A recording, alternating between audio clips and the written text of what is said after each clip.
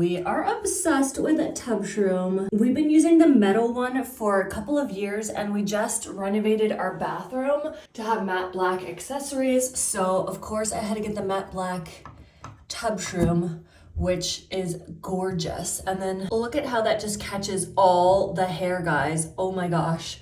Nothing gets through here, keeps your drain totally clean. You just pull this out to clean it. And then also if you need to use your tub, then you can just reinstall that. Ours just screws in and then it's a push stopper kind of thing. But this, oh my gosh, just incredible. Since we started using these, we've never had a clogged tub drain. These are just amazing. And if you don't clean it enough, it will get moldy and gross in there.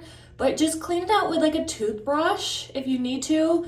Run it through the hot dishwasher, whatever, and then it's good as new. Like literally, these are so amazing. This is like a rubber down here, so it really fits well and snug. Then it just fits right back in there. Perfect, perfect, perfect. So you don't see the nasty hair. It goes down inside and gets stuck in there. So it's just like this gorgeous matte black, if that's what you have like me. Otherwise it's the metal, the stainless steel. So you can get whichever one to match your bathroom vibes.